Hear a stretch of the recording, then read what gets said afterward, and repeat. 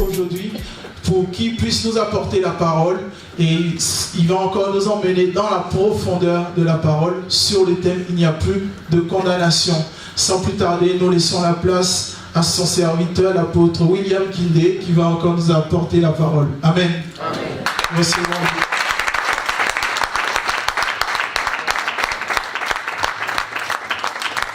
Gloire à Dieu, gloire à Dieu. Merci bien. Là, on a acclamé pour l'apôtre, mais nous voulons acclamer le roi des rois.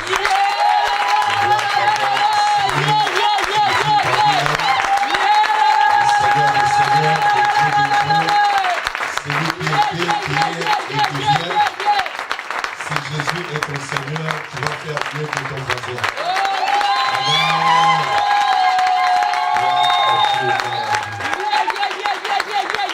Salut pour moi, ton frère qui est à ta gauche et à ta droite. Regarde tout droit dans les yeux. Dis à ton frère, il n'y a plus de condamnation pour ceux qui sont en Jésus. Gloire à Dieu. Amen. Amen. Merci, nous pouvons prendre place, que Dieu vous bénisse. J'ai béni encore le Seigneur pour l'occasion qu'il me donne d'être là au milieu de vous. J'entends parler de cette œuvre de loin. Je connais trop bien l'apôtre Steve, son épouse. Et aujourd'hui, je vis encore les enfants. Je suis très béni. Et je crois aussi que Dieu a réuni son peuple pour un but. Dieu ne peut pas organiser de telles assises pour ne pas te parler et t'orienter. Si Dieu veut bénir la vie d'une personne, il lui accorde 3 éléments. Dieu arrange des circonstances, Dieu envoie un messager et Dieu dispose un temps. Et je sais que Dieu a disposé ces temps et il a arrangé les circonstances pour que nous ayons ces séminaires.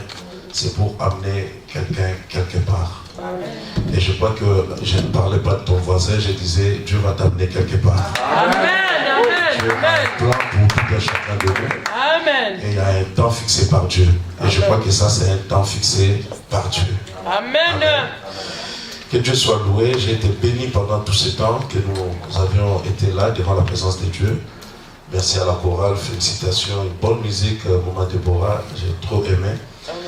Et j'ai écouté le deuxième CD tout au long de notre chemin avec le frère Samuel, de l'aéroport jusqu'ici. J'étais très béni. Je ne pensais même pas que c'est toi qui avais fait cette musique.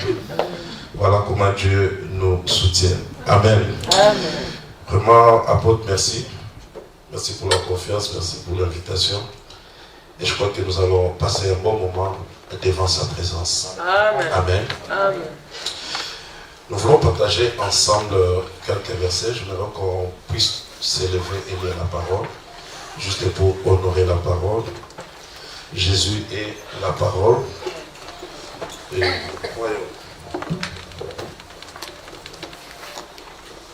Nous allons prendre notre verset de référence ou de base, Romains chapitre 8, verset 1er.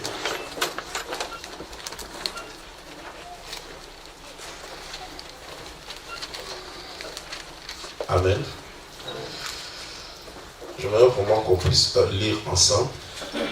Chacun a sa Bible selon sa version. Et dans toutes les langues que nous avons. Tu lis dans ta Bible. Si tu n'as pas de Bible, tu peux lire avec ton voisin. Le voisin ne veut pas te faire lire, tu peux arracher sa Bible. Amen. Allons-y, 1, 2, 3. Il n'y a pas de condamnation, aucune condamnation pour ceux qui sont en Jésus.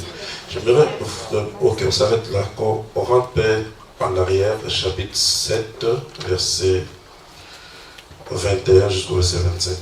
Ok, 1, 2, 3.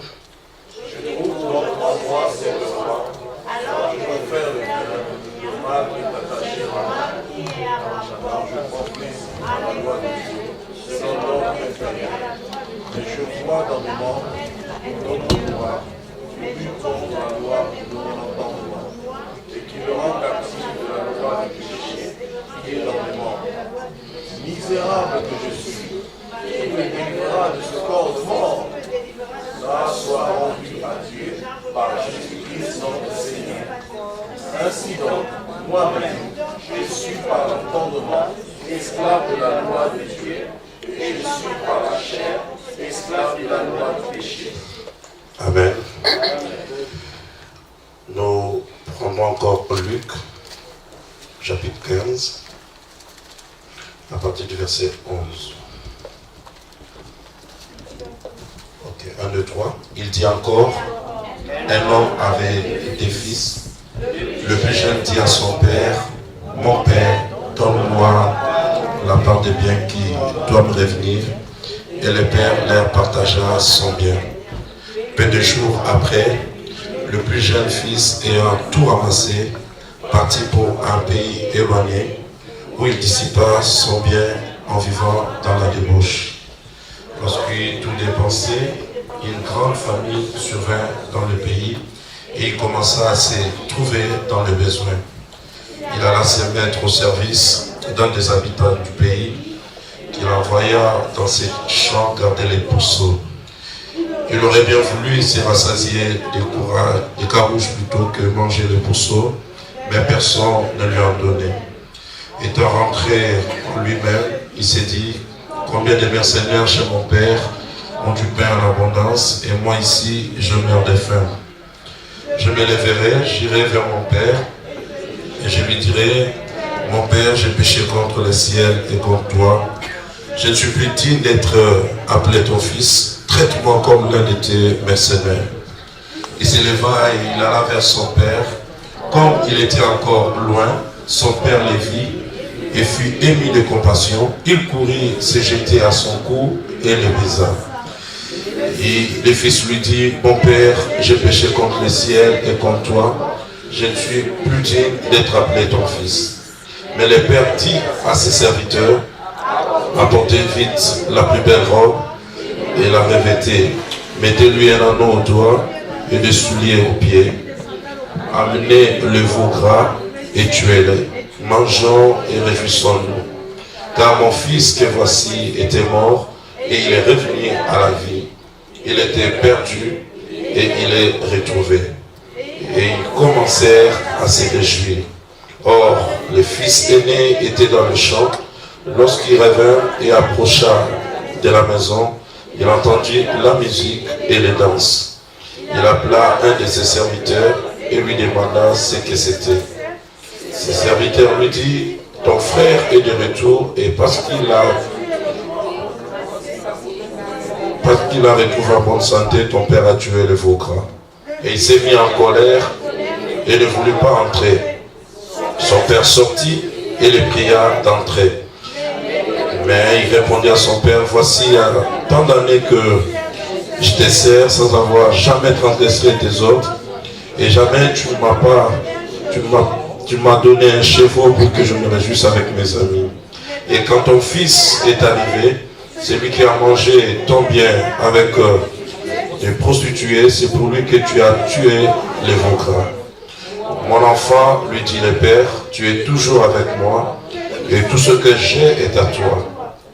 Mais il fallait bien s'égayer et se réjouir parce que ton frère que voici était mort et qu'il est revenu à la vie, parce qu'il était perdu et qu'il est retrouvé. Parole de l'Éternel. Merci, nous pouvons prendre place, que Dieu nous bénisse. Amen. Ok, nous parlerons d'un thème, de notre grand thème, il n'y a plus de condamnation pour ceux qui sont dans Jésus-Christ. Celui qui a écrit cette phrase, c'est l'apôtre Paul. Et l'apôtre Paul est considéré comme l'apôtre de la grâce. C'est l'apôtre qui a reçu des plus grandes révélations par rapport à l'Église. C'est celui-là qui est venu après. Lui n'a pas marché avec Jésus physiquement, mais il lui a été donné beaucoup de révélations. L'apôtre Paul a saisi des choses que même l'apôtre Pierre n'avait pas saisi, lui qui était à côté de Christ. C'est pour dire tout simplement que Dieu fait grâce à qui il veut. L'apôtre Paul va nous donner des détails même le jour de l'enlèvement. Il dira au son de la trompette, à la voix d'un archange, tous ces détails-là, Pierre n'a pas ça. Et tu le verras nulle part. Et il nous donne des détails, comment les choses vont se passer, parce qu'il a reçu par révélation.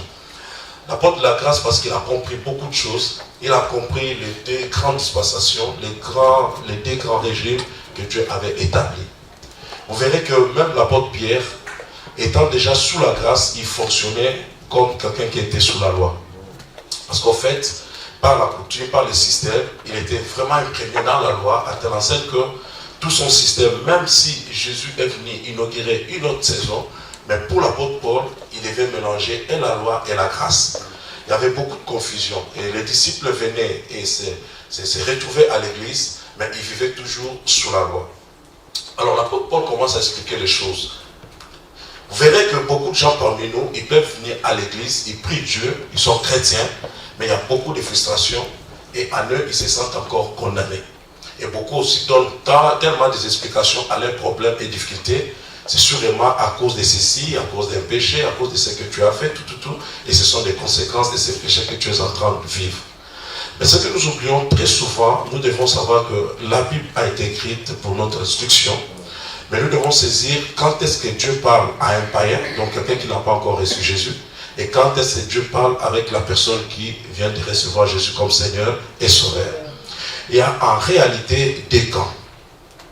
Ceux qui ne sont pas encore en Jésus, qui peuvent être aussi des religieux, il y a un régime, et Dieu sait comment aussi traiter avec ces personnes. Mais ceux qui viennent de recevoir Jésus comme Seigneur et Sauveur, ils ont aussi un autre traitement. Amen. Amen. La Bible dira ceci, que Dieu nous a transportés le jour de notre conversion, quand tu as reçu Jésus comme Seigneur et Sauveur, du royaume des ténèbres, et il t'amène dans le royaume de la lumière de son Fils. Un transport a été fait. Et quand le transport a été fait, tu te retrouves maintenant dans la famille de Dieu. Et Dieu nous dit ceci, à tous ceux qui l'ont reçu, à tous ceux qui croient à son nom, un nouveau départ commence. Mais quand Dieu commence avec une personne qui vient de se convertir, qui vient de recevoir Jésus comme Seigneur et Sauveur, Dieu ne commence pas d'abord par lui donner des mariages, il ne lui donne pas encore de voitures, il ne lui donne pas encore des habits, il ne lui donne pas encore des biens matériels. Mais la Bible dit, à tous ceux qui l'ont reçu, à tous ceux qui croient à son nom, il leur a donné le pouvoir de devenir enfants de Dieu. La première des choses que Dieu va faire dans ta vie, c'est de te donner le pouvoir de rentrer dans ton état initial, selon l'homme que Dieu a créé à son image. L'homme qui a perdu l'image de Dieu. Car l'homme a péché, non seulement qu'il a perdu l'image de Dieu, mais c'est en ce moment-là que l'homme fut condamné. Les problèmes et les difficultés ont commencé dans l'homme à partir du péché du premier Adam. Et de la même manière que tout homme qui naissait d'un homme et d'une femme, naissait avec la sémence du premier Adam. C'est pour cela que tu n'apprendras jamais à un enfant de pécher, de dire non, de refuser son biscuit à son petit frère, d'être jaloux de son frère. Il est né avec cela. C'est dans la nature humaine. On ne pêche pas parce qu'on vient de commettre un péché, mais on pêche parce qu'on a la nature pécheresse. Amen. Amen. Né d'Adam et d'Ève, automatiquement, tu es dans la lignée des pécheurs. Et toute personne qui naissait d'un homme et d'une femme était pécheur. Et ils évoluaient ainsi. Et Dieu essayait par la loi de mettre certains systèmes pour les aider à se sauver. Mais c'était trop difficile. Alors au temps marqué par Dieu, Dieu va maintenant envoyer son Fils. C'est lui qui est appelé le second Adam. Tout cela pour que Dieu récupère ses enfants selon son image.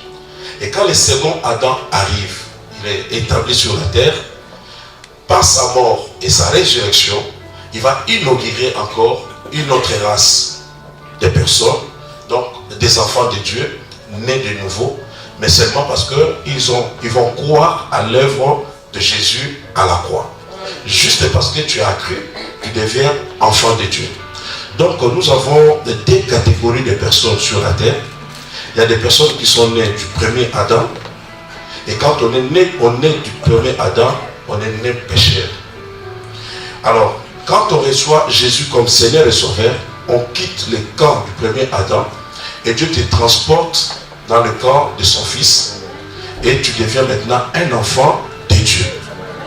Et étant un enfant de Dieu, c'est là où Paul nous explique maintenant, tu es régi par un autre régime. Maintenant, tu es considéré comme un enfant de Dieu. Mais il y a des choses qui se passent spirituellement quand nous quittons le camp du diable et nous arrivons dans le camp de Dieu par son Fils qui est Jésus-Christ. c'est que nous ne comprenons pas. Quand nous recevons Jésus, il y a des choses qui se passent en nous spirituellement et qui nous changent complètement. Quand nous n'avons pas ces informations, nous pouvons être dans la vie chrétienne, on est dans l'église, mais on vit encore comme un païen, on pense encore comme un païen, on est encore régi par certaines lois. Et on croit très souvent au mensonge du diable. On ne s'accepte pas, on ne croit pas tout ce que Christ a fait pour nous à la croix. Dès que Dieu t'appelle et que tu donnes ton cœur à Jésus, tu acceptes Jésus comme Seigneur et Sauveur, tu deviens son fils. Il y a des choses qui se sont passées au niveau de ton esprit, de ton âme et de ton corps. Amen. Je vais citer quelques éléments pour que nous comprenions bien ce que je suis en train de dire maintenant. Quand nous disons qu'une personne est sauvée, qu'est-ce que nous pensons? Il a reçu Jésus, il a la vie éternelle. Mais en réalité, quand quelqu'un est sauvé, il y a 3 éléments qui entrent dans sa vie, qui commencent déjà à changer dans sa vie pour l'amener dans cette dimension de devenir enfant de Dieu. Physiquement, tu ne changeras pas. Tu vas porter les mêmes traits physiques. Peut-être aussi au niveau de caractère, tu ne vas pas changer les mêmes jours. Mais dès que tu reçois Jésus comme Seigneur et Sauveur, ton esprit vient d'être changé. Alors ton amen ne me convainc pas. Automatiquement, Dieu change ton esprit. C'est comme ça qu'on dit naître de nouveau. Dieu n'améliore pas ta vie, mais Dieu vient de te changer complètement. Parce qu'en réalité, dans l'homme, c'est l'esprit. C'est pour cela qu'on parle de la nouvelle créature. Tu n'es plus la même personne que ton père et ta mère ont connu. Tu es une autre personne. Mais tu ne crois pas à ça parce que tu te vois, quand tu es devant ton miroir, tu es la même personne par rapport à l'enveloppe. Or, l'enveloppe, ce n'est pas toi. C'est pas toi. Je vais dire autrement. Je viens de l'Afrique. Chez nous, là-bas, on peut avoir une carrosserie de la Mercedes, mais les mécaniciens peuvent mettre le moteur d'une Renault. Maintenant, quand la voiture passe, on te demande quelle est la voiture qui est en train de passer. Une personne dira c'est la Mercedes. Or, dans la voiture, c'est le moteur qui compte.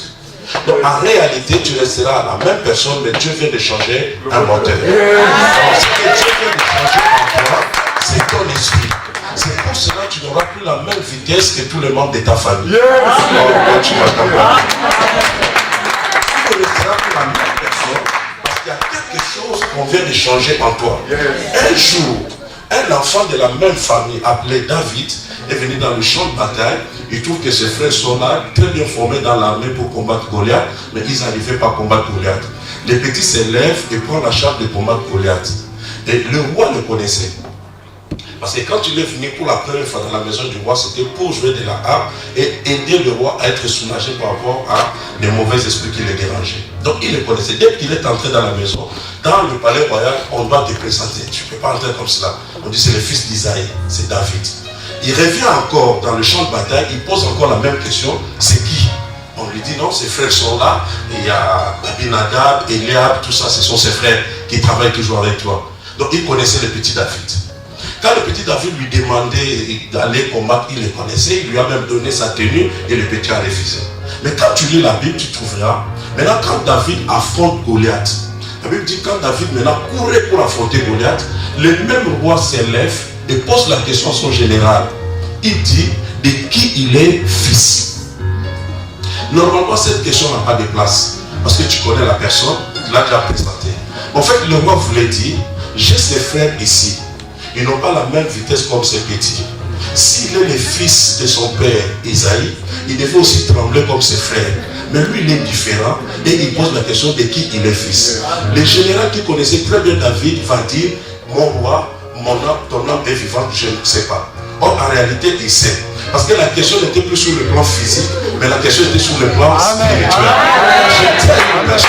Ton vrai toi, c'est ton esprit. Or, quand tu reçois Jésus, Dieu change ton esprit. Tu as maintenant l'esprit qui ne pêche plus. C'est pour ça que la Bible dit ceux qui sont nés de Dieu ne pêchent plus. Mais tu verras que sur le plan caractère, sur le plan de ton corps, tu as encore tendance de pécher. Mais au niveau de ton esprit, tu ne pêches plus. Tu ne sais pas. Je voulais dire seulement qu'au niveau de ton esprit, tu es devenu une nouvelle personne. Automatiquement, le même jour que tu reçois Jésus comme Seigneur et Sauveur. Maintenant, il y a un problème au niveau de ton âme. Parce que ton âme a enregistré plusieurs informations. L'âme est comme l'hard disk. C'est là où tu as reçu les informations au niveau de ta famille, à l'école, avec des amis. Mais très souvent, ce sont des fausses informations. Et ces informations-là t'amenaient à fonctionner. Parce qu'en fait, tu n'obéissais plus à la loi de Dieu où l'esprit devait te commander avec l'esprit de Dieu. Mais c'est l'âme qui avait le dessus. Maintenant, ton âme, il y a un travail que Dieu doit faire avec ton âme. C'est à partir de la parole de Dieu. La parole que tu écoutes maintenant vient comme l'eau pour laver ton âme, pour changer ta mentalité. C'est comme ça aussi que ton caractère sera changé. Alléluia. Et le corps ne fait que subir le loi, soit de ton esprit ou de ton âme. Mais quand tu es dit que tu es sauvé, il y a 3 éléments qui entrent en compte et nous allons voir cela. Le jour où tu reçois Jésus comme Seigneur et Sauveur, instantanément, automatiquement, tu es né de nouveau, tu es une autre personne. Amen. Amen. Tu es une autre personne. Mais ces choses qui arrivent instantanément dans ta vie sont aussi progressives. La première des choses qui entre en compte quand tu reçois Jésus, c'est la justification. Dis à ton voisin la justification. La justification n'est pas un terme biblique d'abord, c'est un terme juridique. Ok? Il y a beaucoup de termes, c'est comme ça que Jésus n'était pas compris à son époque. On les traitait même d'un homme politique. Parce qu'il utilisait trop les termes des Romains. Quand Jésus dit je bâtirai mon ecclésia, les Romains écoutaient autre chose. Parce que l'ecclésia c'était l'ensemble des personnes qui étaient tout autour du roi, qui décidaient avec le roi. C'est pour cela qu'il a dit, maintenant, quand vous avez la révélation, tout ce que tu lieras ici-bas sera lié au ciel. Donc tu décides ensemble avec le roi. C'est pour ça qu'il dit qu'il lui aussi il aura son ecclésia. Les Romains ont compris que lui aussi il aura son gouvernement. C'est pour ça qu'un homme comme Pierre est toujours à côté pour demander, mais entre nous là qui est le plus grand, il savait que c'était lui le plus grand, mais sa question était pour être positionné comme premier ministre. Amen. Il était trop sûr que le gouvernement est là. Ok? Et ils vont chercher leur maman, ils viennent ensemble, hein? Ils vont intercéder même. La maman va demander, mais positionne mes fils, l'un à droite, l'autre à gauche. Donc le premier ministre est ministre de l'économie. Non, non, non. Jésus va dire, il faut qu'ils boivent ma coupe. Ok? C'est une autre dimension. Ils comprennent les choses sur le plan terrestre. Mais je dis que dès que tu reçois Jésus comme Seigneur et Sauveur, la première des choses que Dieu fait dans ta vie, c'est la justification. Dieu te justifie. En réalité, tu ne peux être sauvé sans au préalable qu'il y ait la justification. Parce que tous ont péché et sont privés de la gloire de Dieu. Que tu le veuilles ou non, tu as la sémence du péché en toi comme né du premier Adam. Tu ne peux pas te permettre devant Dieu avec tes œuvres. Toutes tes œuvres sont comme un manteau souillé devant Dieu. Nous étions condamnés. Nous étions dans la prison. Mais pour que nous soyons sauvés, Dieu commence d'abord à s'élever et à nous justifier. Dieu nous déclare libres. Et Dieu nous déclare sans péché. Et c'est là où nous avons des difficultés. Dès que tu reçois Jésus, tu es une nouvelle créature parce que tu viens de naître de nouveau. Pour Dieu, tu es innocent, tu n'as jamais commis de péché. Amen. Dieu d'abord ne travaille pas avec des prisonniers. Là où nous étions dans la prison. Je donnerai l'exemple de Joseph. Joseph est dans la prison, il a la tenue de prisonnier. Mais quand le roi l'appelle, avant même que Joseph se présente devant le roi, on l'a déjà coiffé, on l'a changé d'habit.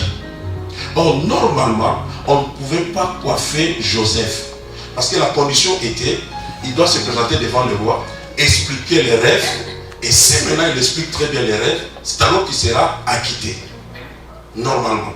Étant étranger, il ne pouvait pas être coiffé seul. Les Égyptiens étaient coiffés.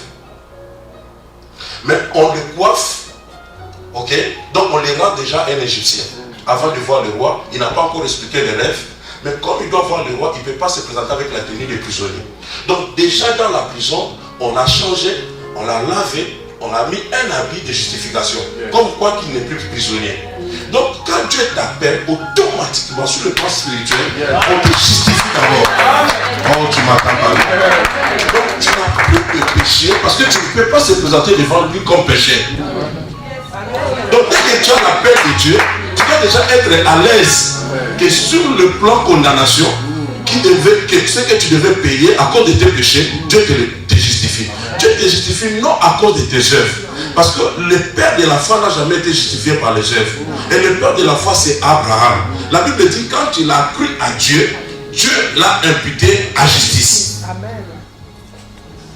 Comment Dieu va appeler Abraham le père de la foi?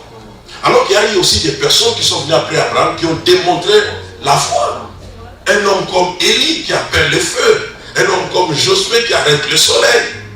Mais en fait, Abraham, Dieu lui demande de sacrifier son fils. Abraham est d'accord. Ok? Et il prend aussi le fils sans parler à Sarah. Il amène le fils. Ils arrivent sur la montagne. Et il a déjà le couteau pour tuer le fils. Et Dieu va dire arrête. Parce que j'ai vu maintenant que tu meurs. Maintenant, Paul va nous expliquer tout ce qui s'est passé dans la vie d'Abraham dans le livre des Romains. Il dit que Abraham avait cru que Dieu était capable de ressusciter son fils. Or, si j'ai la foi aujourd'hui, comme j'ai eu des problèmes d'avoir des enfants, je suis allé dans la Bible, j'ai lu Sarah, j'ai lu Élisabeth et Anne, j'ai eu la foi pour pouvoir avoir des enfants. Amen. Maintenant, Abraham va croire à Dieu que Dieu va ressusciter son fils, mais il n'y a jamais eu au préalable des résurrections dans la Bible où Dieu a ressuscité un mort. Mais lui, pour la première fois, il croit que c'est Dieu là. Même si on ne l'a pas vu, on n'a pas écrit, mais je crois certainement qu'il peut ressusciter mon fils. Et quand Dieu a vu ça, Dieu a dit inutile d'attendre les autres. Je te considère déjà père de la foi. Tu vas encourager une personne dans cette salle. Toi-même à des choses que tu n'as jamais vues. Il y a quelqu'un qui a chanté, il est plus grand que ce que nous chantons, ce que nous pensons. Dieu est au-delà de ce qui est écrit dans la Bible. Vous savez que la Bible dit que si on écrivait tout ce que Dieu, Jésus a fait, il n'y a aucun livre qui peut contenir ça. Donc ne lis pas seulement la Bible et que tu t'arrêtes là. L'Esprit peut t'aider à comprendre. Il peut aller avec toi très très loin. Amen. Oh, dis Amen bien.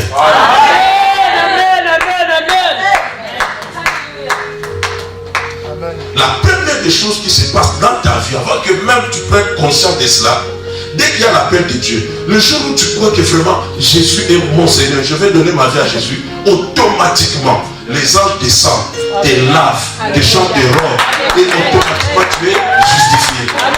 Quelqu'un est justifié, il ne peut plus payer sa peine. Parce que si tu payes ta peine, c'est qu'il n'y a plus de justification.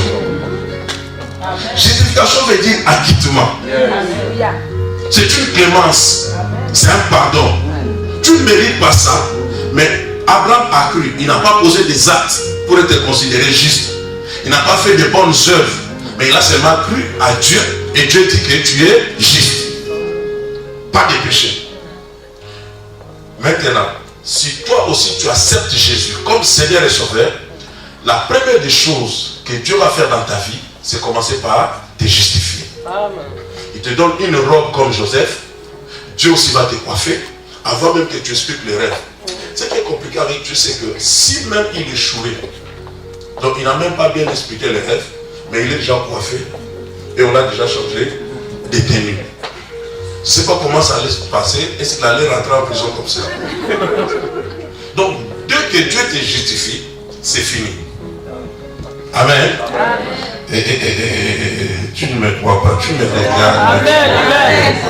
Il y a d'abord l'acquittement divin. C'est une clémence, c'est la grâce. Comme quelqu'un, un prisonnier, va recevoir la grâce présidentielle. Il n'a rien fait, il est en prison, tout cela, et il attend que son nom est cité parmi les personnes que le président a glacées. Tu ne mérites pas ça, tu n'as fait aucune œuvre. Au contraire, tu dois payer, tu dois faire 15 ans, 20 ans dans la prison, mais le président lui-même, par sa bonté, a jugé bon que tu puisses sortir. Et de la même manière aussi, Jésus t'a déjà choisi avant la fondation du monde. Et au temps marqué par Dieu, Dieu va faire quoi? Dieu va t'appeler. Mais quand Dieu t'appelle, la première des choses que Dieu va faire dans ta vie, il te justifie. Parce que tu crois en Jésus, tu deviens juste. En fait, la justice de Jésus, lui qui est juste, il te donne sa justice et Jésus porte tes péchés. C'est comme cela que l'œuvre ne sera pas faite, mais l'œuvre a déjà été faite à la croix. Amen. La Bible dit, quand il était sur la croix, il était avec nous. péchaient que nous étions. C'est pour cela, quand tu pries aujourd'hui comme enfant de Dieu, ça ne plaît pas à Dieu que tu pleures en disant « Oh, moi, pauvre pécheur, tout cela. » Non, tu étais pécheur. Beaucoup de gens croient qu'en faisant, tu te passes pour... Dieu aura pitié de toi. Non. Dieu a pitié de la personne qui a la révélation. Tu n'as pas compris. Amen. Amen. Dieu n'a jamais donné la clé à une personne qui n'a pas la révélation. Jamais. Il faut prier par révélation. Il faut comprendre qui tu es. Nous sommes cette génération où Jésus vient et il dit, quand vous priez, dites ceci, notre Père. Pas éternel, pas Yahvé, mais notre Père. C'était pour nous dire que il n'est pas seulement ton Père, mais il est notre Père. Amen. Tu commences à l'appeler Père. C'est que Abraham n'avait pas eu comme privilège. David ne peut jamais se lever avec toute sa royauté et appeler Dieu Père. Quelle grâce. Amen. Parce que Dieu connaît la nature humaine. Si Dieu attend seulement jusqu'à ce que tu sois justifié pour qu'il te sauve, cela ne va jamais arriver. Lui-même va porter la charge, va porter ton fardeau, tes péchés, et Dieu maintenant se charge de te justifier. Parce que tu crois en Jésus, Dieu te rend juste, il te proclame juste. Et tu dois toi-même commencer à croire que tu es juste. Tu n'es pas juste à cause des actions, mais tu es juste par la foi. Amen. C'est un don de Dieu. Amen. Tu crois à cela et Dieu te justifie. À part la justification, nous avons la régénération. Ça veut dire la nouvelle naissance. C'est un réveil qui vient au niveau de ton esprit. C'est quand tu prends conscience, tu as la rébellion de l'homme intérieur. Tu comprends que non, j'étais pécheur. Avec cette vie, je vais finir en enfer. Je donne ma vie à Jésus. Le réveil commence au niveau de ton esprit. Et c'est là où il y a la régénération. C'est là où tu vas naître de nouveau, comme je disais, on va te changer de moteur. Dieu te donne un esprit nouveau. Amen. Et tu deviens une nouvelle personne. Et la troisième des choses qui se passe dans le salut, c'est la sanctification. Et c'est la sanctification veut tout simplement dire que Dieu va te mettre à part. Quand Dieu te choisit, Dieu te met à part. Mais quand Dieu te met à part, il commence d'abord par te laver. Dans la justification. Et on te déclare propre. Tu n'as pas péché.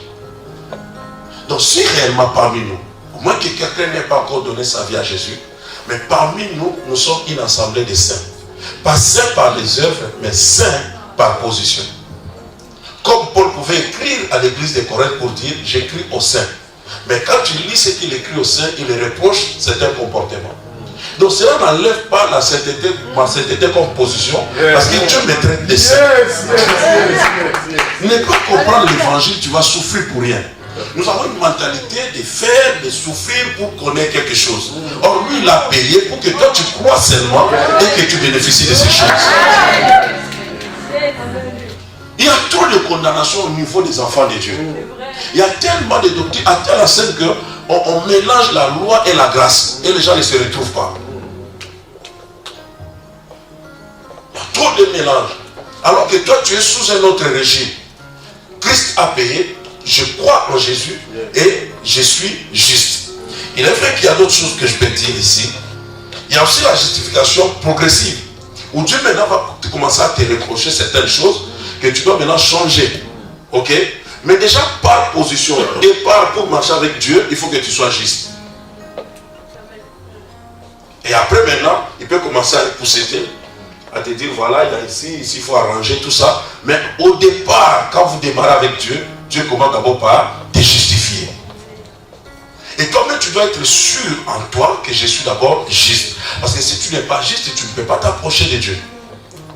Tu ne peux pas même avancer avec Dieu. C'est dans cette position-là de juste que nous marchons avec Dieu. Amen. Amen. Amen. Amen. La justification, c'est l'acquittement divin. Pour ceux qui écrivent, ils peuvent écrire Romains 8, 33 à 34. Toute tout homme a besoin de la nécessité de justification. Parce que nous sommes tous condamnés. Personne ne peut lever son doigt pour dire que moi je suis juste par moi-même, par mes œuvres. Mais on était tous condamnés par le péché, par la nature pécheresse. Je dis que tu ne pêches pas parce que tu fais du mal, mais il y a une nature qui te pousse. Même Paul a pleuré. Il dit je veux faire du bien, mais je sens pousser vers le mal. C'est à cause de la nature. Maintenant, quand Dieu te change, il change ton esprit, il te donne une loi qui te donne la domination sur le péché. C'est comme la loi naturelle qui ne permet pas qu'un corps puisse voler ou rester dans l'espace. Mais les hommes ont trouvé une autre loi et qui maintenant positionne même l'avion dans l'espace et qui peut prendre aussi beaucoup de temps sans tomber. La loi de Dieu, que Dieu nous donne maintenant par l'esprit, nous donne aussi la force de dominer sur la chair. C'est pour ça que tu comprendras que les choses que tu faisais enfant, sans effort aujourd'hui, tu n'arrives plus à les faire. Écoutez, ça peut choquer quelqu'un. Quand la vie chrétienne devient difficile de la vivre, c'est qu'il y a un problème. Parce que tu ne souffres pas pour respirer. Ce que tu as déposé dans ton corps comme système, ça fonctionne. Amen. Or, si c'est ta vie chrétienne, tu vas souffrir. Mais comme c'est la vie que lui te donne, ça deviendra facile avec toi. Ça devient ta nature. Tu la vis. Tu te réveilles comme juste. Tu marches comme juste. Tu proclames ta justice. Amen. Maintenant, quand le diable reviendra, il trouvera que tu as la connaissance. Parce que la vraie délivrance, c'est d'abord la connaissance. Mon peuple périt par manque de connaissance. Quand tu comprends que tu es juste, quand même le diable va revenir, tu lui diras que je suis justifié. Amen. Parce que, en fait, la force du diable, c'est de te condamner. Mais comment il va le faire? De te ramener dans le passé. Or, il ne sait pas qu'il y a des époques dans ta vie. Il y a une époque où tu étais Simon, mais maintenant tu es devenu Pierre. Pierre n'est pas Simon. À une époque, tu étais Jacob, mais maintenant tu es devenu Israël. Remarquez très bien. Quand Dieu veut parler à Simon, la même personne Pierre, mais quand Pierre est dans la chair, Dieu l'appelle Simon. Mais quand Pierre maintenant évolue en esprit, Jésus l'appelle Pierre. Celui qui devait être réclamé, c'était Simon. Il dit, Simon, Simon, le diable t'a réclamé, mais j'ai prié pour toi. Mais dans la dimension de l'esprit, quand il faut ressusciter ta vie, on n'est pas allé chercher Simon. On est allé chercher Pierre. En toi, il y a des dimensions. Que personne ne t'arrête. Que personne ne te dise que tu ne peux pas aller de l'avant parce qu'il te regarde toujours avec l'air de Simon. Mais il oublie que tu es devenu. Même Jésus lui-même, étant homme, bébé, 100% homme, un bébé qui pouvait porter les pampers, on lui donnait aussi du lait, il plairait aussi, et il est allé travailler avec son père comme charpentier. Ça, c'est un Jésus homme. Le même Jésus, il peut être dans la barque et il va somnoler comme tout homme. Mais quand on le réveille et qu'il y a la tempête, il ne parle pas au vent comme homme. Il parle au vent comme Christ. Jésus-Christ, ce n'est pas son surnom. Il est le roi. Et c'est dans cette dimension-là qu'il parle. Je vais dire à quelqu'un que le diable ne te condamne plus parce que toi tu n'es pas condamné. Quand Dieu te regarde, Dieu te voit juste. Et beaucoup de gens croient que Dieu nous traite de juste à cause de nos œuvres. La Bible dit que tout ce que nous ferons devant Dieu et tout ce que nous demanderons, il faut le demander au nom de Jésus. Ça veut dire que quand lui il est Jésus avec sa taille et moi je suis un pécheur, mais Dieu ne me voit pas. Si je vais devant Dieu et que je prie, je demande, Seigneur, regarde-moi, nous sommes nés d'une famille pauvre, ça même, Dieu est découragé quand il écoute de telles prières. De telles prières ne sont pas exaucées. Beaucoup de gens croient que si vous versez des larmes, pleurez, Dieu sera touché. Dieu n'est pas un homme, Dieu ne vit pas dans les sentiments. Dieu vit dans sa parole. Quand tu vas lui démontrer que moi je suis injuste, mais injuste ne peut pas vivre cette vie ici, alors il comprend. Écoute, quand on dit tout ce que vous demanderez au nom de Jésus, parce que personne avec sa justice peut être exaucé. Ok? Mon frère sera Dieu pour quelques secondes. Dieu est là sur son trône. Dieu est positionné sur Dieu. Jésus, son fils, est ici. Moi, je suis un pécheur. Ok? Mais que Dieu a appelé. Automatiquement, je ne suis plus dans mon manteau pour venir devant Dieu, mais je suis sous le manteau de Jésus. Amen. Maintenant, la Bible dit ceci. Tout ce que vous demanderez, il faut le demander au nom de Jésus. En fait, quand tu pries, Dieu ne te voit pas. Et tes prières même n'arrivent pas. Je ne veux pas te décourager, il faut continuer à prier.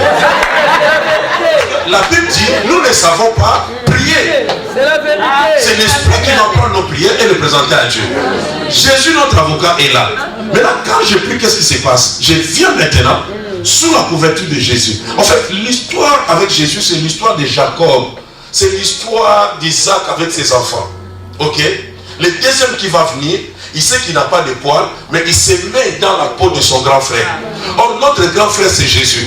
C'est lui, normalement, qui mérite la bénédiction, mais il n'a pas ça, mais il l'a sacrifié pour nous.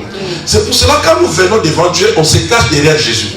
Même l'exercice du ministère, chasser les démons, c'est derrière Jésus. Amen, amen, amen. Moi, je me rappelle, je me rappelle quand nous étions à Kinshasa, des jeunes garçons, tu peux aller provoquer un grand quelque part. Il te poursuit, va te taper. Tu cours vite, tu rentres chez vous. Parce que tu sais que dans la parcelle, il y a un grand frère qui est fort. Et dès que tu cours directement derrière ton grand frère et tu te caches. Ok?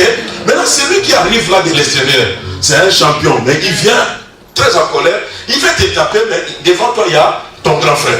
Et il dit à ton grand frère, écoute, ton petit frère m'a dérangé, je laisse de le taper. Mais il ne va pas le taper à cause du grand frère. Il sait que ton grand frère est champion de toute catégorie. Or, quand il parle à ton grand frère, toi qui avais provoqué cette histoire, tu es derrière ton grand frère. Maintenant, quand lui il parle, le grand frère ne le voit pas, mais tu le provoques encore. Mais il ne peut pas arriver là où tu es à cause de ton grand frère. Oh mon Dieu, oh mon Dieu, oh mon Dieu. Je vais dire à quelqu'un, le diable peut te grimacer, mais il n'arrivera plus à ta tête. Il t'a loupé depuis que tu as donné ta vie à Jésus. Si on devait te tuer quand tu étais païen. D'ailleurs, comme tu vois maintenant 2016, c'est fini. Non seulement tu verras le mois de décembre, mais les prophéties de Dieu doivent s'accomplir dans ta vie. Oh, est-ce que je parle à quelqu'un de ça? J'ai dit à une personne que le diable est un loupé. Depuis que tu as donné ta vie à Jésus, la Bible dit ceux qui sont entre ses mains, l'ennemi n'a pas le pouvoir de les arracher. Donc je viens toujours derrière Jésus et je demande à Jésus. J'ai besoin de mariage, j'ai besoin d'une bonne santé, j'ai besoin de ceci. Jésus n'a pas besoin de ces choses. Lui ne se marie pas. Il n'a pas besoin de voiture. Mais c'est Jésus qui va parler à son père. Papa, il mérite parce que j'ai payé pour ça. Maintenant, qu'est-ce que le père fait? Le père dépose entre les mains de Jésus. Or, comme Jésus n'a pas besoin de ces choses, or, les mains de Jésus sont trouées. Moi, j'ai même maintenant ma main ici. Aïe, aïe, aïe, aïe, aïe. Est-ce que je parle à quelqu'un? Donc, si c'est toi, lève-toi, crie alléluia.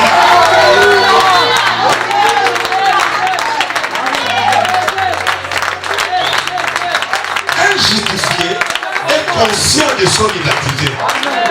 Est conscient de ce qu'il est. Même si les problèmes, les dangers arrivent la nuit, tu n'as pas le temps de commencer d'abord, Seigneur, pardonne mes péchés. Non, toi tes péchés ont été pardonnés. Vous vivez dans une autre alliance avec Dieu. Tu te lèves directement, tu commences à attaquer le diable. Parce que le diable sait que toi tu es justifié. Merci beaucoup. Vous savez quelque chose qui s'est passé avec Josué le sacrificateur. Le diable, il est notre accusateur. Il était l'accusateur des saints. Il a bien pointé du doigt. Il dit ceci, il a fait ceci. En fait, il a trouvé le sacrificateur Josué sale. Cela veut dire pas dans un bon état, pécheur. Il a profité, il est allé dire à Dieu, écoute, ton sacrificateur est sale, tout cela. Maintenant, la Bible dit quoi? Ce que tu as déjà lu cette histoire. Quand il était devant Dieu, il dit à Dieu, le sacrificateur est sale. Dieu fait signe aux anges. Quand il traite avec le diable, les anges sont passés déjà, ils commençaient à changer d'habit au sacrificateur. Ils lui ont mis même sa tête et quelques temps après, on dit au diable, regarde maintenant le monsieur que tu as accusé. Il se retourne comme ça, le monsieur est propre. Tu ne me crois pas, tu es trop timide ce soir. Je ne parle plus des sacrificateurs, je parle de toi. Il a fait de nous un royaume de sacrificateurs. C'est toi que Dieu a justifié. Maintenant, j'ai pris avec cette pensée, depuis que tu es en Christ, de dire que si j'ai cette maladie, c'est à cause de Dieu. Mais tu avais content quand il attend ça. En fait, il n'a plus droit sur ta vie. Mais quand tu lui donnes le droit, il dit, ok, il croit que c'est moi qui fais ces choses. Il n'a plus droit. Tout ce qui nous arrive, c'est sous le contrôle de Dieu. La Bible dit, le malheur atteint souvent comment? Le juste. Mais la Bible ne dit pas Dieu la délivre quelquefois. Mais Dieu dit, Dieu la délivre toujours. C'est au travers des problèmes que Dieu va se glorifier. Les problèmes là ne viennent pas pour t'écraser, les problèmes ne viennent pas pour te condamner, parce que toi tu n'es pas condamné. Mais les problèmes viennent pour montrer ta vraie identité. Oh, je dis que tu iras de l'enfant.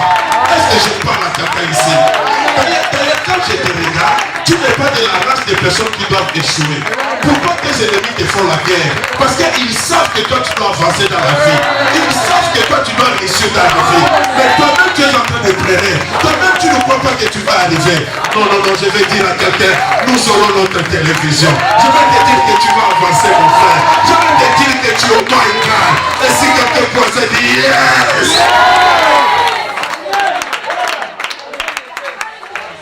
Il n'y a plus de condamnation pour ceux qui sont en Jésus-Christ. Amen. J'étais le fils de Kidé.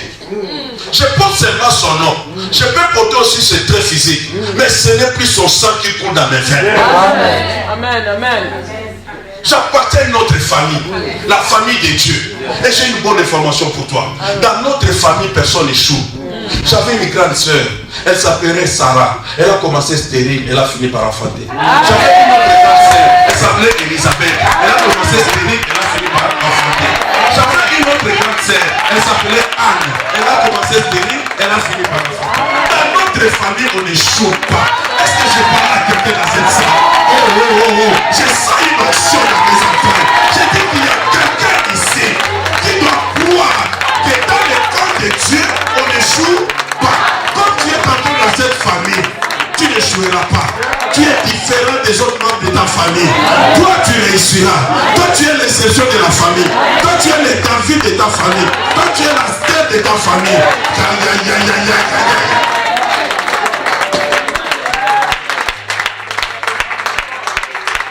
Laissez-moi maintenant t'amener dans notre texte de Luc 15. La Bible nous dit ceci. Un père avait des fils. Le père est encore vivant. Et ça m'a choqué. Le deuxième fils vient. Il n'est même pas l'aîné. Il dit, papa, donne-moi la part de mon héritage. Normalement, on attend la mort de son père pour hériter. Donc, en quelque sorte, le papa pouvait dire, ce petit, c'est un sorcier. Le petit fait ma mort. Comment je suis encore vivant? Et il vient me demander sa part d'héritage. C'est encore compliqué, maman Déborah, c'est quoi? Le papa a quand même donné. En fait, le petit n'était pas un ignorant. Le petit sait que ses pères ne mourra jamais. Celui qui est mort ne meurt pas des fois. Est-ce que tu sais de qui je parle? Puisqu'il est vivant, il ne va pas mourir. C'est le temps de prendre l'héritage maintenant. Est-ce que je parle à quelqu'un? Non. J'ai dit c'est la révélation qui va t'amener quelque part. Si tu n'as pas la révélation, tu vas mourir comme tout homme. Mais toi, tu n'es pas un homme. J'avais dit que vous êtes des dieux. Il faut voir les choses autrement. Le petit a observé ses papas. Il a vu comment il fonctionne. Il dit, ce père ne mourra jamais. Si j'attends, je serai comme mon grand frère. Il vient, il dit, papa, donne-moi ma part. Le père n'hésite pas, il lui donne la part. C'est que le père a compris que le petit a la révélation. J'ai dit que tu auras la révélation et tu iras très loin. Jésus n'a pas dit que je vous donnerai les clés. Ils étaient au nombre de 12, mais il a dit je te donnerai. Parce que celui qui a reçu la révélation, c'était Pierre, c'était pas tout apôtre. C'est comme cela le jour où ils étaient devant la belle porte, ils ont trouvé un paralytique, ils ont commencé à parler en termes de deux. Parce que c'était Pierre avec Jean. Ils vont dire ensemble que nous n'avons ni or ni argent. Nous deux. Mais quand il faut soulever cet homme, Pierre va récupérer la situation. Parce que c'est Pierre qui a la clé. Pierre va dire, mais c'est qu'il cherche. Il n'a pas dit c'est que nous avons. Il n'a pas dit c'est que nous avons. Laissez-moi dire à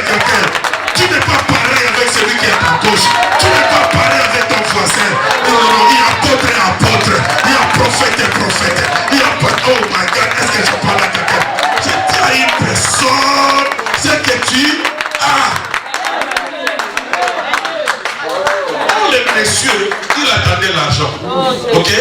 Donc dans la vie, on n'a pas toujours les bijoux. Dans la vie, ce n'est pas toujours des voitures. D'ailleurs, la bénédiction ne veut pas dire bijoux, maison, tout ça. La bénédiction, c'est une capacité. C'est une parole que Dieu a libérée pour que tu puisses réussir dans tous les domaines. Quand tu dis que je te bénis, il n'a pas défini le domaine de ta bénédiction. Cela veut dire que tu béniras à droite, il te bénira à gauche, il te bénira derrière, à haut, à bas. C'est une personne, tu seras béni de partout. Mais quand est arrivé où Dieu va te persécuter de bénédiction, tu seras persécuté le matin, la midi et le soir. Dieu va te bénir en suffisance. Puisque nous avons trop souffert, Dieu va nous consoler. Est-ce que je parle à quelqu'un dans cette salle?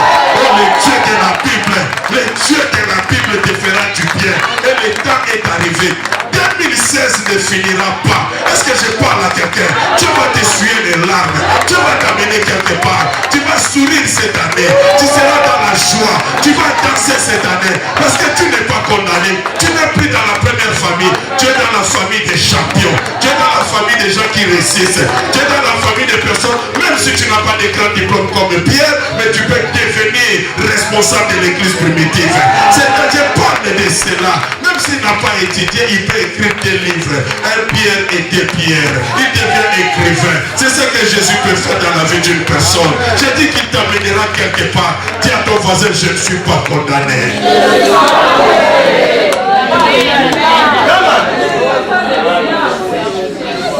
Le papa donne la part d'héritage. Le petit va aller. Le petit va jouer avec l'argent, avec des prostituées. Ok? Mais bien que le petit est parti, mais le papa avait toujours une pensée par rapport à son fils.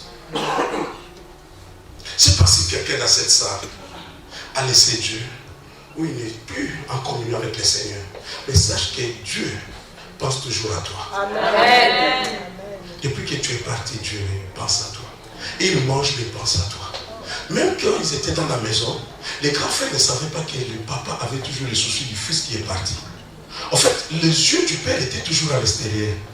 Bien qu'il mangeait, mais il regardait encore les chemins où le petit est parti. Et se disait s'il pouvait revenir. C'est pour cela que la Bible dit, là où il est allé, il a commencé à souffrir. Et il a pensé, je peux revenir chez mon père. Juste les pensées.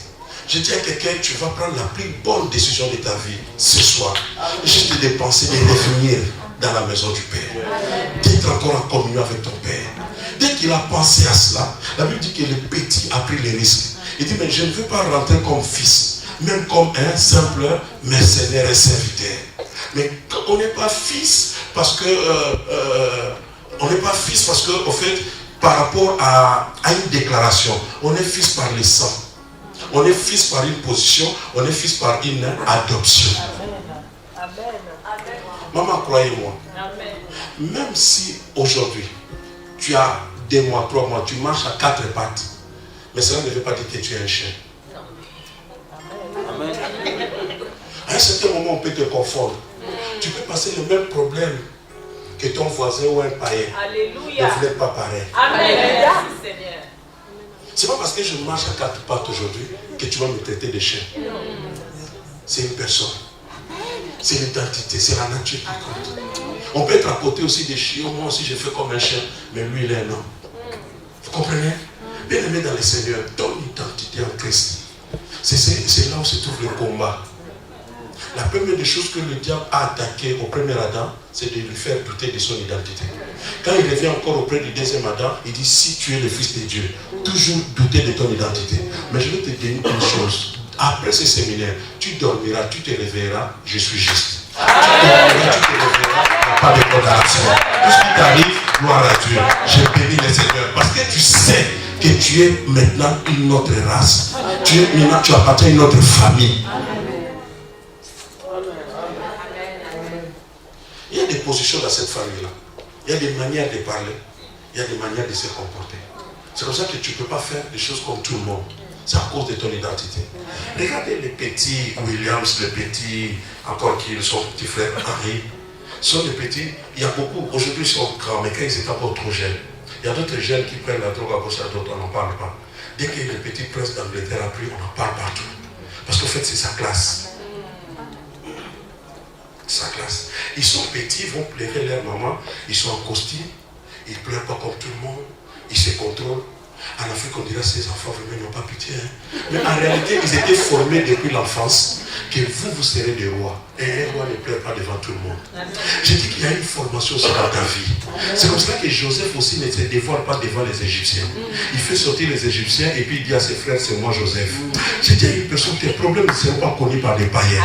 C'est à cause de ton identité. C'est à cause de ton identité. Je vais souffrir ensemble avec mes frères. On va pleurer ensemble. Mais quand si un païen arrive, je suis le larmes, je dis tout va bien.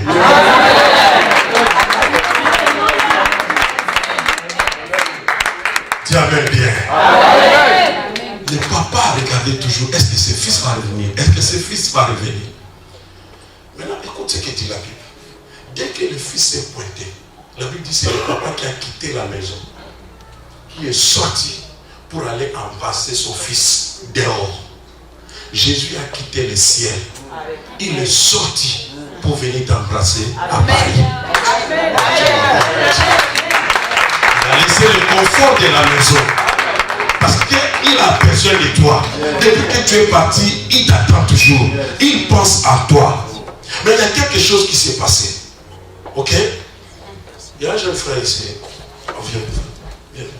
Il y a quelque chose qui s'est passé. La Bible dit l'enfant était encore dehors. Dis avec moi encore dehors. Il n'est pas encore rentré totalement dans la maison. Or, le petit pouvait dire aussi, qui te dit que je suis rentré? Je suis venu récupérer encore la deuxième partie. Il est encore dehors, mais c'est le papa qui quitte la maison et il va comment? En courant. C'est que le papa avait toujours besoin de voir son fils. Dieu n'est pas fatigué de toi. Parmi les 5 choses que Dieu ne peut pas faire, il n'y a pas un péché qui peut fatiguer Dieu. Aussi longtemps que tu vis, il y a de l'espérance. Quand je pense à ces pécheurs à côté de Jésus à la croix, papa, ce pécheur n'a jamais été affermi.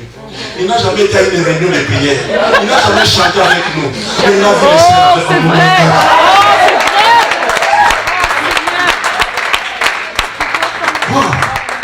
Il est avec Jésus à la croix. Ils sont condamnés. En fait, hein, c'est comme si on est pareil.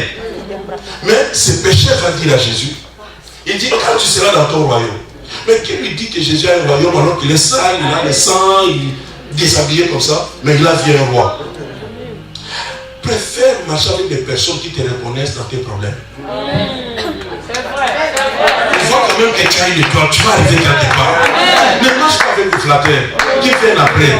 Mais des personnes qui peuvent dire, même quand tu es très sale, ils disent que non, tu as un royaume. Tu vas régner. Et quand tu seras dans ton royaume, pense à moi. Alors qu'ils vont mourir d'un moment à l'autre. C'est que les messieurs croyaient à la résurrection. Mais il n'a jamais assisté à une réunion de Jésus. Vous voyez la grâce de Dieu. Et Jésus va lui garantir. Il dit, ce soir même, avant Pierre, tu seras avec moi au paradis. Le monsieur n'a jamais eu le baptême d'eau, ni baptême d'esprit, ni tout ça, mais le même soir. Alléluia. Le Père est sorti. Écoute ce que dit la Bible. Quand le Père est sorti, le Père est allé, il a couru jusqu'à embrasser qui? Son fils. Or, quand le Père embrasse le Fils, il y a quelque chose qui se passe. Le Fils qui vient de revenir, il est très sale. Il sent mauvais. Mais le Père ne sent pas cette odeur. Que personne ne te demande que c'est fini pour toi. Il y a encore de l'espérance. Ce sont tes voisins qui sentent l'odeur, tu ne sens pas ça. Ses propres sœurs, les propres sœurs de Lazare, vont dire à leurs frères, à Jésus, qu'ils sentent déjà mauvais. Les propres sœurs. Non seulement le papa a embrassé l'enfant, mais tellement que l'enfant était très sale, toute la saleté qui était sur l'enfant est tombée sur le papa. Maintenant, la sainteté, la pureté du papa a été donnée à l'enfant. Mais cela s'est passé où? Cela ne s'est pas passé dans la maison, cela s'est passé en dehors de la maison. J'ai dit que Dieu t'appelle. Dès que Dieu t'a vu, il commence d'abord par te laver. Amen.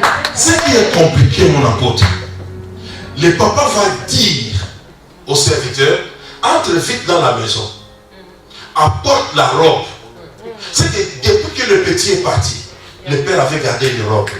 J'ai dit à quelqu'un qui apporte ta robe qui t'attend. mais laissez-moi parler. Je dis qu'il y a ta robe. La robe de la gloire. La robe de changement. Vous savez, dans chaque corporation, il y a une façon de les identifier par rapport à leur tenue. Dès que je suis entré ici, je sais que ce sont des choristes. Je dis que tu portes une tenue qui n'est pas la tienne. C'est pour cela que tu n'es pas identifié.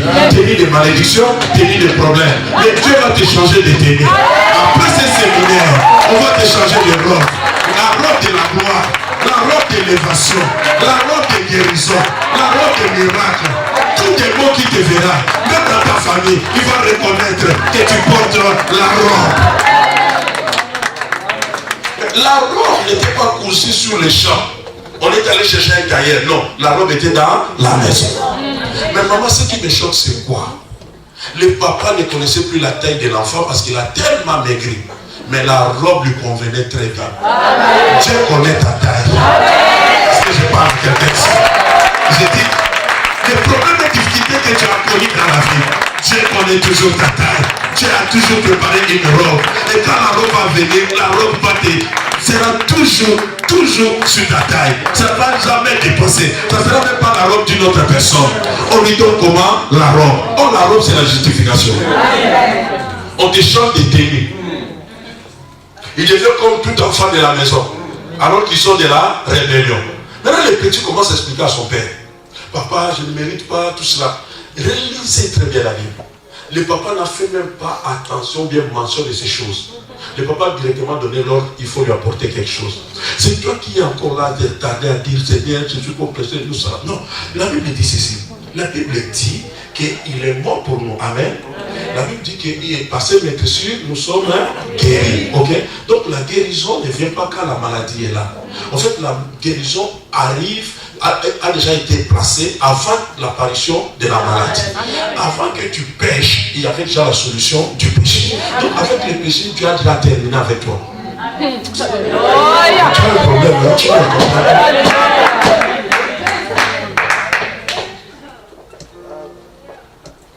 Dieu t'a lavé. Il t'a justifié. Or, si tu es justifié, tu ne peux plus être condamné. Sinon, tu ne vas pas être justifié. Il lui donne la robe. Dieu ne s'attarde pas à écouter les explications du Fils. En plus, Dieu dit, amenez aussi l'anneau. Signe d'alliance. Donc, ce petit, non seulement il va rentrer, mais cette fois-ci, il va traiter avec moi par alliance. Je dis à quelqu'un, si tu veux aller très loin avec Dieu, il faut faire une alliance personnelle. Amen. Pas l'alliance collective, pas l'alliance de l'église, mais ton alliance personnelle avec Dieu. Parce que l'alliance crie fort. L'alliance va t'aider dans les problèmes.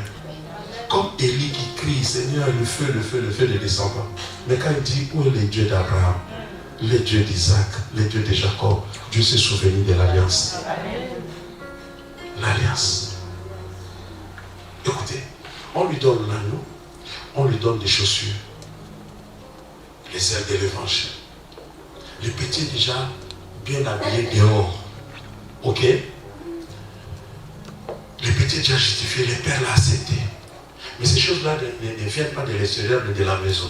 Donc même quand le grand frère était là, le grand frère ne savait pas qu'il y avait encore des robes, il y avait une bague, il y avait encore des chaussures pour le petit frère. Il y a des surprises que Dieu a gardées pour toi. Amen. Même ton père biologique ni ta mère ne l'a pas encore vu. Amen. Mais que cette surprise arrive cette année. Amen. Amen.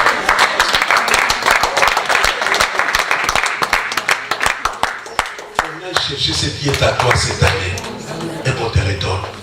On donne au petit. Écoutez maintenant ce qui se passe. Quand on a donné au petit, la Bible dit ceci. D'abord, le grand frère arrive. Il attend la musique. Il attend des bruits. Il dit, il doit y avoir quelque chose dans la maison. Mais qu'est-ce qui se passe? Écoute, il y a ton petit frère qui est rentré, le papa, le grand frère, tout ça. La Bible dit que le grand frère s'est fâché. Il était dehors, il ne voulait pas entrer. Laissez-moi aider une personne. Ce que tu as pour toi, même si ton ennemi se fâche, même s'il n'est pas d'accord, Dieu ne va jamais arrêter la musique. Ta fête va continuer. Non, quelqu'un n'a pas bien compris. Le grand frère croyait que le père allait dire arrêter un peu la musique parce que le grand frère est fâché. Non, ta colère ne va pas changer la décision de Dieu. Qu'il soit sorcier 1000 fois, ça ne changera pas Dieu. Mais que le diable devienne diable 100 fois, ça ne dérangera plus. Parce qu'au fait, ta musique ne sera plus arrêtée. La fête que Dieu veut inaugurer dans ta vie est continuelle. Tu vas sourire le matin, tu vas sourire la midi, tu vas sourire le soir. C'est là le problème. Le problème, c'est déjà passé. Maintenant, c'est une autre saison. C'est une saison de gloire. Maintenant, quand le grand frère se fâche, le petit frère est déjà dans la maison, il est en train de fêter avec tout le monde. Le grand frère se fâche, il est dehors. Vous voyez ce que la Bible va nous dire? Le père va sortir, d'accord. Mais le père ne dit pas, oh, le grand frère s'est fâché, il faut arrêter la musique, il faut tout ça, il faut adoucir un peu son caractère, c'est pas ça. C'est le père qui sort et commence à traiter avec le grand frère dehors. Mais quand il traite avec le grand frère dans la maison, la fête continue. Ce que je suis en train de te dire, comme tu es guéri, là tu es guéri une fois pour toutes. Amen. Écoute, on ne traverse pas la mer rouge des fois. Quand tu as traversé, tu as traversé. Mais pas seulement le Jourdain qui sera devant toi. Donc, les problèmes que tu as connus les années passées, tu ne connaîtras plus cette année. Amen. J'ai dit c'est passé, c'est passé. Le combat que tu as connu les années passées, tu ne vas plus le connaître. Tu as déjà traversé la mer rouge. Devant toi, il n'y a que le Jourdain. Et après le Jourdain, tu es dans la terre. J'ai dit à quelqu'un cette année que tu vas atteindre, tu vas atteindre, tu vas atteindre. Tu arriveras là où Dieu a décidé de t'amener. Si tu crois, tu dis amen bien. Qu'il se fasse, c'est son problème. Que ton ennemi devienne ennemi 1000 fois, c'est son problème. Mais ta fête va continuer. Toi, tu vas continuer à sourire. Toi, tu vas continuer à bénir Dieu. Au contraire, tu iras de gloire en gloire. Dieu va changer ta position. Ce que tu es là, c'est le début de l'année. À la fin de l'année, les gens ne vont plus te reconnaître. Je dis, il y a une grâce qui va couler dans ta vie. Il y a des choses que Dieu va ajouter dans ta vie. Oh mon Dieu, mon roi. Est-ce que je parle à quelqu'un? Est-ce que je peux dire quelque chose? Dieu vient d'inaugurer une chose dans cette période. Chez les Juifs, nous sommes dans le mois de Nissan. Or, Dieu a dit à son peuple, pour vous, ce mois ici sera votre mon premier mois. Ça veut dire quoi? Ceux qui ont fêté avant toi, c'est pas grave. Ceux qui ont reçu avant toi, c'est pas grave. Mais toi, tu viens de commencer. Mais tu n'es pas en retard. C'est quelqu'un m'attend très bien. Ta fête vient de commencer. Avec ce séminaire, Dieu vient d'inaugurer de nouvelles choses. J'ai dit que tu verras de nouvelles choses. Des choses que l'œil n'a jamais vues. Les choses que l'oreille n'a jamais entendues. Pourquoi? Parce que tu es dans la position d'un justifié. Et quand tu es justifié, il n'y a plus de condamnation. Abraham n'a jamais tué à cause du problème de la stérilité de sa femme.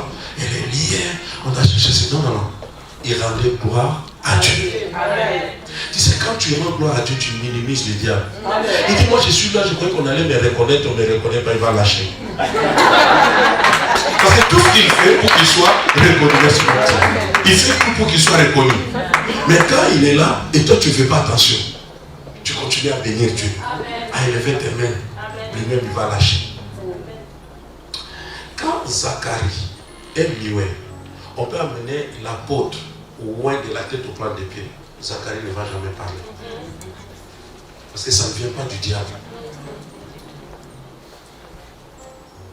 Étant justifié, tout ce qui m'arrive, c'est Dieu qui l'a permis. Le diable n'a plus toi sur ta vie.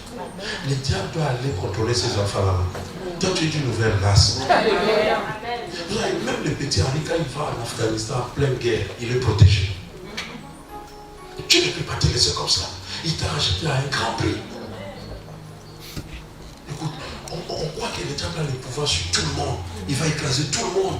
Non. La Bible dit, le diable est régi comme un lion, cherchant qui dévorer. Maman, s'il a le pouvoir de dévorer tout le monde, il ne va plus chercher.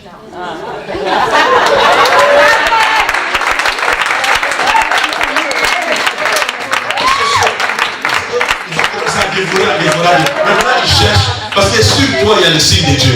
Sur toi il ne peut pas toucher. S'il touche, il va créer un incident diplomatique. Le ciel va descendre pour toi. Est-ce que je parle à quelqu'un? Le ciel va descendre pour toi. Il y a des gardes encore qui t'accompagnent. Les anges qui sont à côté. Parce que tu es injustifié de Dieu. Je crois ce que la Bible dit de moi. Et je ne crois pas ce que le diable dit de moi. Parce que tout ce qui sort de sa bouche, c'est des mensonges. Amen. force d'être justifié, c'est de savoir parler. Ok? Parce que la vie et la mort sont au pouvoir de ta langue. Et ce que tu dis, c'est ce qui va t'arriver. Si tu crois que tu n'es pas juste, c'est ton problème. Mais si tu crois que tu es juste, cela va t'arriver. Écoute, ne crains pas les diables, ne crains pas les problèmes, ne crains pas les difficultés. Parce que la Bible dit, ce que tu crains, c'est ce qui t'arrive. Depuis que j'ai compris cela, je crains d'être riche pour que ça m'arrive.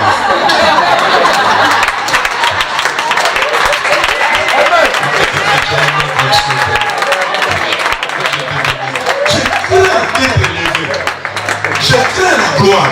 Parce que ce que tu crains, c'est ce qui t'arrive. Il ne faut pas craindre la maladie. Il ne faut pas dire que mon père est mort de cancer. Moi aussi je vais mourir de cancer. Toi tu fais partie de la famille de Dieu.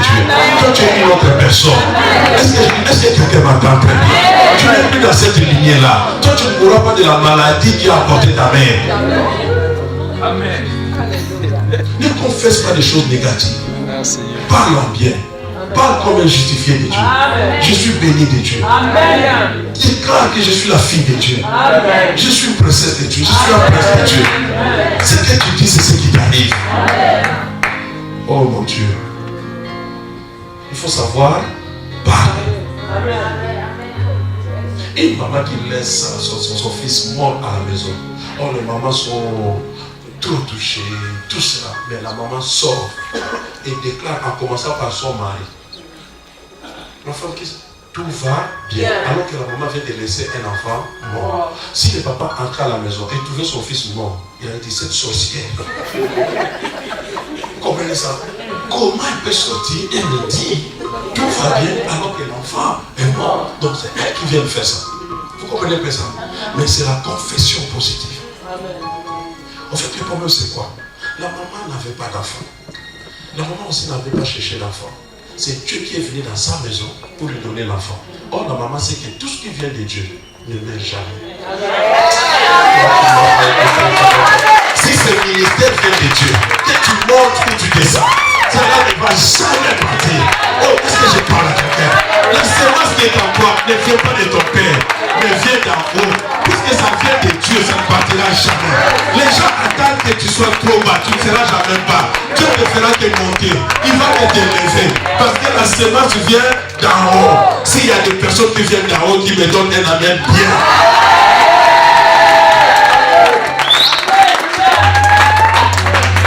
Il n'y a plus de condamnation pour ceux qui sont dans Jésus. Je vais terminer par ici. Je commence la vie de mariage. J'étais pasteur à 22 ans. Je me marie à 25 ans. Ma femme à 20 ans. Et on est de deux pays différents. Mais le médecin va me dire que vous avez le même sang avec ta femme. Et par conséquent, vous ne ferez que des enfants anormaux. Mais dans ma Bible, je vois que je ne suis plus condamné. Les médecins et docteurs spécialistes en gynécologie, pédiatrie, tout cela, je respecte. Mais j'ai aussi un docteur de docteurs. Lui qui guérit par imposition des mains. Oh non, tu m'attends pas bien. Oui, il guérit par la déclaration d'une parole.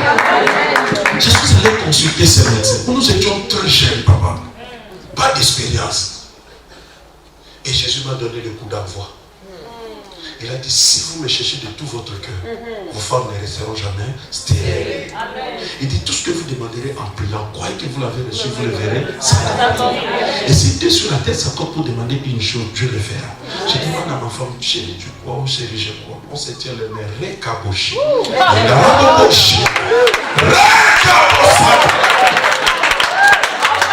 Quelques temps après, on revient pour voir le même médecin. Ma femme a changé de démarche. Oh mon Dieu, est-ce que je parle à quelqu'un ici? Dis à ton frère, il n'y a plus de condamnation. On voit le médecin. Le médecin dit, monsieur, qui t'a autorisé? Certainement, il y aura des problèmes. Il a fait ses examens. Nous avons mis des rendez-vous. 8e mois, il dit ça c'est le début, c'est encore bien, mais à la fin, il va y avoir des problèmes. Quand Dieu commence, il n'y a plus de problèmes. On arrive au 8e mois, le médecin va consulter, il dit, ben, cette fois-ci, je trouve que c'est bon. Le niveau du médecin, il est sous les diables.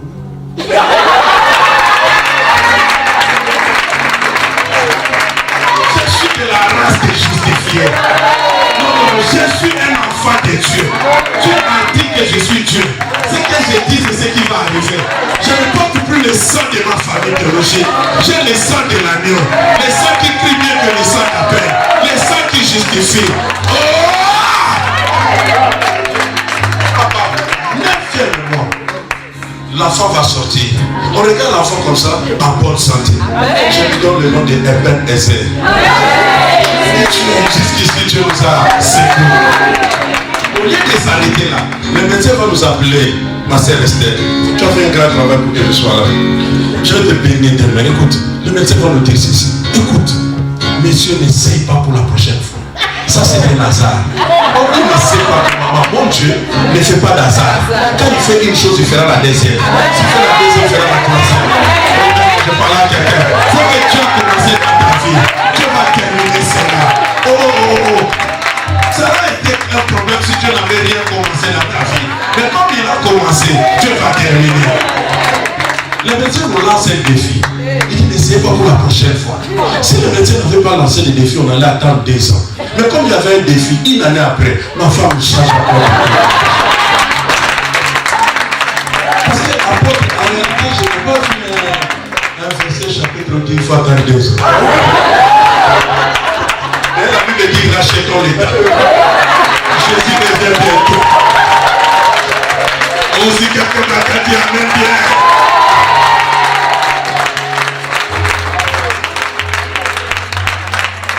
On rentre chez le même médecin. Est-ce que je peux parler à quelqu'un? Celui qui ne te croit pas ne mourra pas. Il doit vivre ta gloire.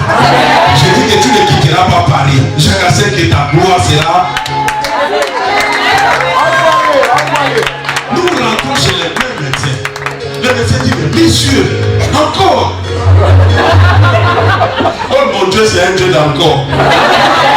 La Bible dit, Sarah y est encore. Abraham a fondé encore. Ah non, tu ne m'entends pas bien. Je disais que tu as commencé, il fera encore. Oh. Le deuxième arrive. Le monsieur dit, ça c'est un hasard, n'essayez pas. Le troisième arrive. En bonne santé. Bon, comme il y a 4 évangiles, il y a 4 fruits dans le jardin d'Éden. Comme il y avait 4 personnes qui ont apporté une personne pour leur ami pour être guéri, j'ai trouvé que le chiffre 4, c'était le chiffre de la délivrance. Le quatrième. Oh non. Maintenant, maman, imaginez la condamnation que j'ai eue de la part des médecins. Comment le médecin m'a condamné?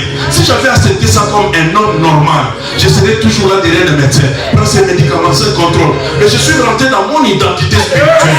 Et j'ai compris qu'il n'y a plus de condamnation pour ceux qui sont en Jésus-Christ. Tu travailleras, tu trouveras un bon boulot, tu seras en bonne santé. Toi, tu vas te marier. Même si dans votre famille, on ne se marie pas, on part dans les mariages, on divorce, toi, tu vas rester. J'ai dit que toi, tu feras des enfants. J'ai dit que toi, tu seras le premier riche de la famille. Toi, tu seras le premier chrétien qui va sauver les autres. Si tu me crois, tu diras yeah! Lève-toi là où tu es. Je vais t'amener quelque part. La vie et la mort sont au pouvoir des talents. Quand je demande à mes frères de se lever, nous voulons parler. Tu vas commencer à créer des choses qui n'existent pas. Déclare des choses pour ta vie. Déclare des choses pour 2016. Que 2016 soit différent de l'année passée.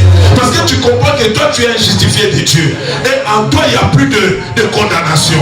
Élève ta voix, commence à parler au nom de Jésus. Parle. Oh, s'il ne faut pas t'aimer, tu vas t'aimer. Déclare. La tête de la France doit t'écouter. La tête de la France doit se soumettre à toi. Parle. Tu n'es pas condamné. Tu n'es pas n'importe qui.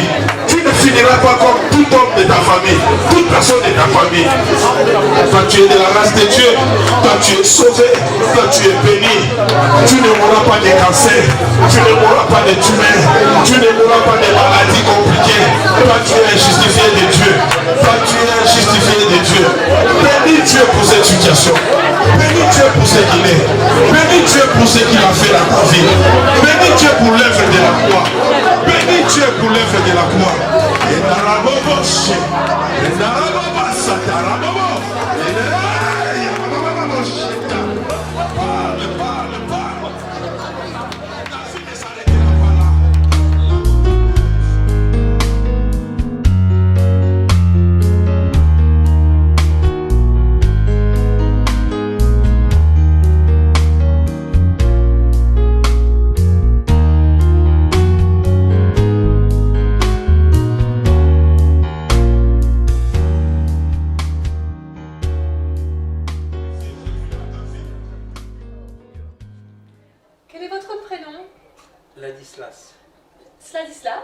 Ladislas. Ladislas, vous venez de quelle ville? Je viens de Chevilly-la-Rue, à côté d'ici. D'accord, Chevilly-la-Rue. Alors Ladislas, vous êtes très enthousiaste pour nous parler du séminaire « Il n'y a plus de condamnation ». Qu'est-ce que vous pouvez dire à nos téléspectateurs pour les encourager justement à comprendre ce que ce thème veut dire? Qu'est-ce que je peux dire? Je peux dire que je me sentais dans le désarroi aujourd'hui.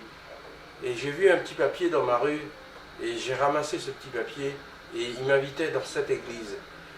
Je suis venu dans cette église, et quand l'apôtre Kunda a commencé à prêcher, ça a remué beaucoup de choses en moi. Et là, j'ai compris que ça ne servait à rien de se morfondre en soi, mais qu'il fallait marcher de l'avant, aller dans la lumière, aller vraiment chercher la couronne, chercher. Et je suis venu chercher, et je vous demande de venir chercher cette vision qu'il a, cet apôtre, dans ce séminaire, pour venir vous laver. Et vraiment, on prend une douche vraiment super. Amen, amen, amen. Ça, c'est vraiment le zèle du Seigneur, mon frère. Qu'est-ce que vous attendez du séminaire pour la deuxième partie demain, justement, avec l'apôtre Kindé? J'attends, avec l'apôtre Kindé, que beaucoup de monde viennent. Ça, c'est ma première chose. La deuxième, que vraiment je comprenne en profondeur ce message.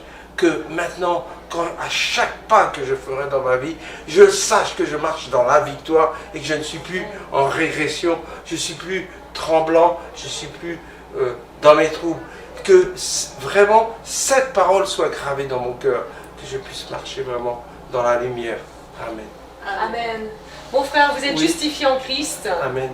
Je vous souhaite donc un bon retour et puis à très bientôt sur OE TV. Amen.